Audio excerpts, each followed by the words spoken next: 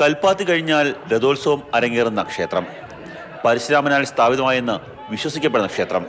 അച്ചൻകോവിൽ അരജന് മുന്നിലെ രഥോത്സവം ഭക്തിസാന്ദ്രമായി.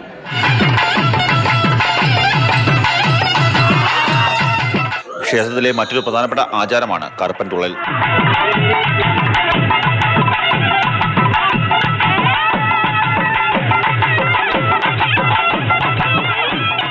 മേൽശാന്തി അയ്യപ്പ വിഗ്രഹം രഥത്തിൽ സ്ഥാപിച്ചതോടെ ചടങ്ങുകൾ ആരംഭിച്ചു.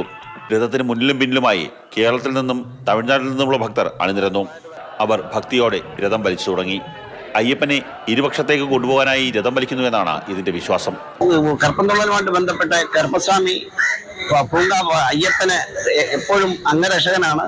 പൂങ്കാവനമൊക്കെ സുരക്ഷിതമാണോ എന്ന് കാണുകയും അതോടൊപ്പം ആഘോഷമായിട്ട് കറുപ്പൻ തുള്ളി ആടി ഉറഞ്ഞ തുള്ളി വരുന്ന ഭാഗമാണ് ഈ രഥോത്സവവും അതിനോടൊപ്പമുള്ള കറുപ്പൻ തുള്ളുന്ന ചടങ്ങും. രാജാവ് തേരിലേറി പ്രജകളുടെ ക്ഷേമം അന്വേഷിക്കാനായിട്ട് പോകുന്നു എന്നാണ് ഐതിഹ്യം. ഈ പോകുന്ന സമയത്ത് അദ്ദേഹത്തിന്റെ അനുചരന്മാരായ നമ്മുടെ കറുപ്പസ്വാമി ഉൾപ്പെടെ അനുഗമിക്കാറുണ്ട്.